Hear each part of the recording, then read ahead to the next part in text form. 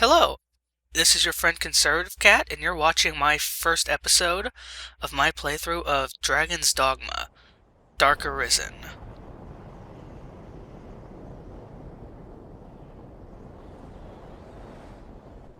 Alright, this section here with Savan is basically like our tutorial mode. It's going to show us some interesting things and some basic skills, and I'm going to give you some explanation as well. The lantern, believe it or not, is one of our most important things because without it, it gets pitch black sometimes and you will be unable to see. You sprint by holding down the run button. R2 or R trigger grabs items and you can also throw them. As you can see down there in the bottom right, you can see all of our options. The left and right buttons will switch if you're using your sword attack, your primary attacks, or your secondary attacks, which depend on what weapon you have in there. If you're using a shield, for example, you'll also block when you use the left button. And you also access your special skills by pressing the L or the R button. It shows itself. Let's go ahead and experiment in some combat real quick, since we're coming up to our first enemies right here. Our light attacks are much quicker. You can chain them together a lot better than you can your heavy attacks. However, they don't have the stagger potential except on the last attack. As you can see, you can't really chain it very well. You can do like a 2-hit combo by holding it down when you're high enough level, but that's a skill you have to buy eventually, which we'll get to. Sprinting, like I said, is holding down the run movement while you are going forward. Arisen, go and touch that stone. And yep, here it is, our first rift. This is where we are going to talk to the pawns.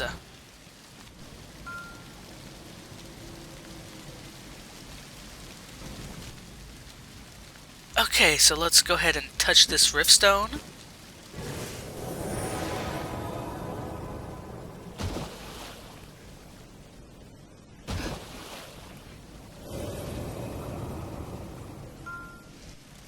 Alright, Kinson Morgana. One of these is a Strider type, and the other is a Mage type. I'll go over classes a bit more later. So here we have our party. Pawns are our NPC companions that we can summon from the rift. We have 2 support pawns, which are pawns that are that don't level up with us, and that come from the pawn marketplace, the rift. And then we have our primary pawn, our main pawn, who is a pawn we create and stays with us, levels up with us, all that good stuff. Sometimes they will hold down bad guys for you and allow you to get the final strike, which actually is an important gameplay mechanic at times.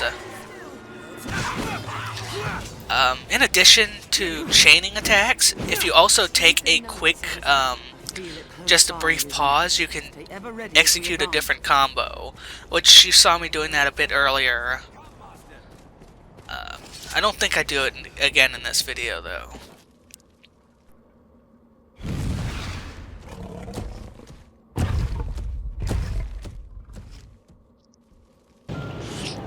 Looks like we're getting close to boss time. A goblin. Yeah, literally a goblin, by the way. It's not multiple goblins, it's one goblin. Oh no, it is 2 goblins. I'm sorry.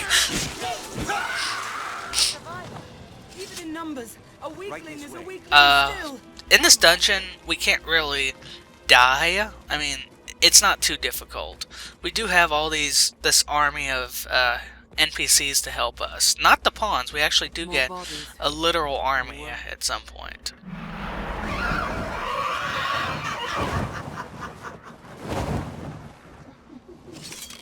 This is a harpy.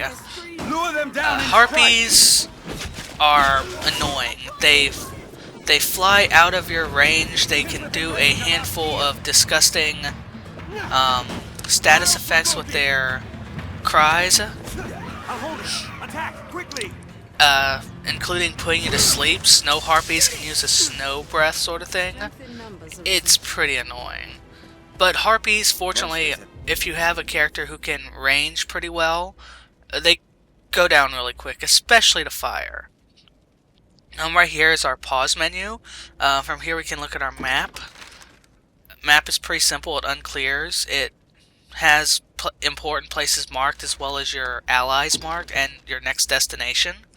Our status screen shows us various things about our characters, including our pawns as well. If you're using a rented pawn, you will have that information under their status. Skills. This allows us to look at what our currently equipped skills are. That's under your enabled. You have our core skills, which are passive skills we can buy, and then our augments, which are further passives that are not specific to your class or your weaponry.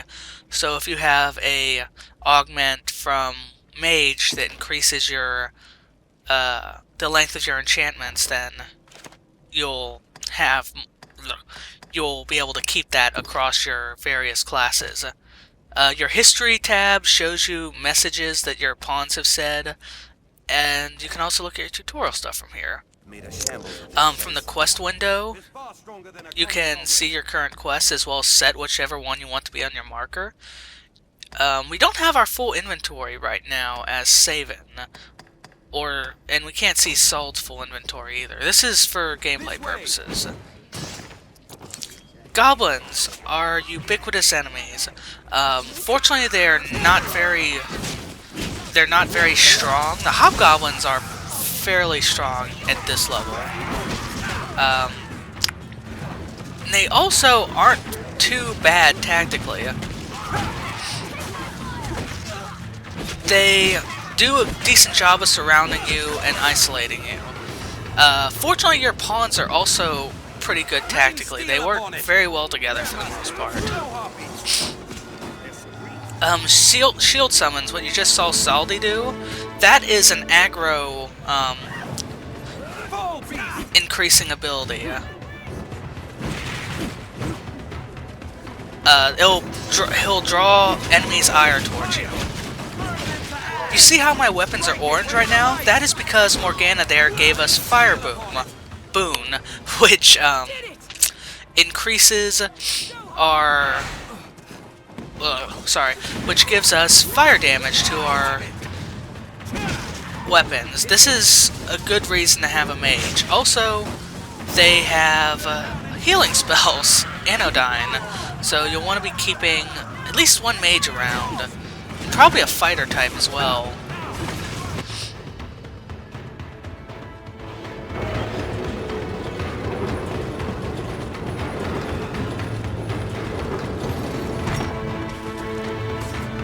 I picked up a harpy and threw it at another harpy.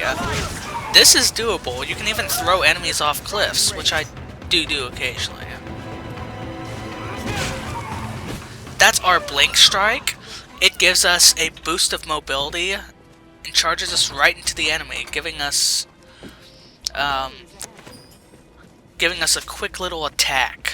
And it's really a pretty good one. Definitely a skill for a class that does not have great mobility, like the fighter type that we're playing right now. I'll go over the classes though a bit more in a bit. Our healing items. You notice how I didn't have, even though I was healed, I didn't heal up to full? That is because healing spells like Anodyne only heal up to the darkened portion of your health bar. Whenever you take a hit, some of your health is permanently damaged, and it cannot be healed except through healing items or through resting. So a long adventure can result in losing half your health. So it's always important to keep some healing items with you, like green warishes and stuff like that. Beyond that grand door, the dragon makes its roost. feel it close by. because otherwise we would be playing at about, missing about 1/10 of our health.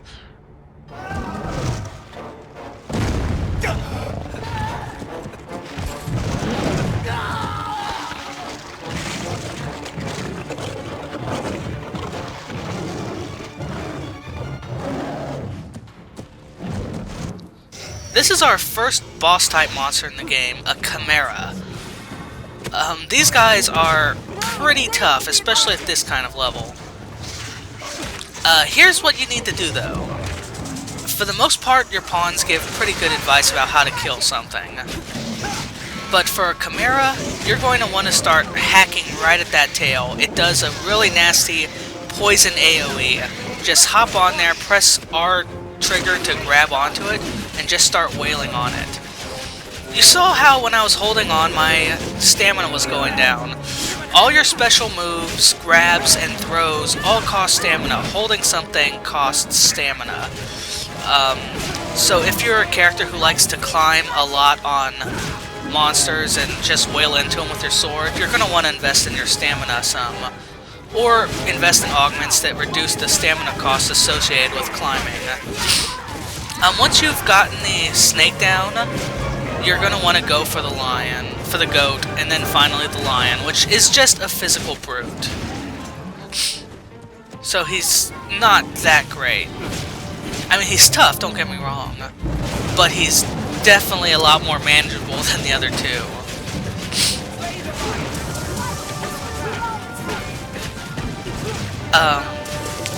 Regular attacks do not take off your stamina, neither does jumping. Stamina is just used for your special attacks and your climbing and throwing.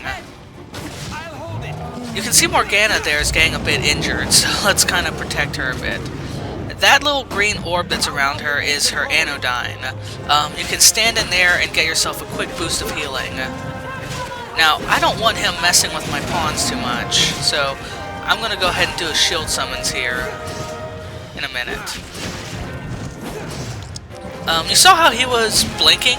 Up there next to his health bar, you can kind of see flames if he's on fire, poison. You can see his status effects from right there.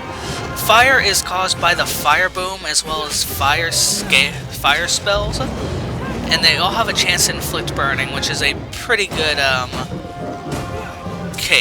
pretty good effect to have on there.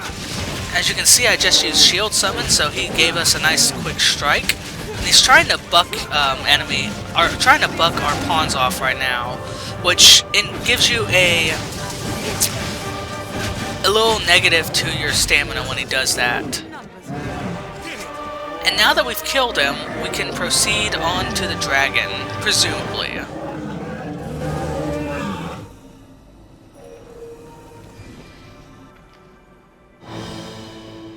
Now choose, flee, or step forth. Take hold of what lies beyond. Claim mastery over the eternal ring.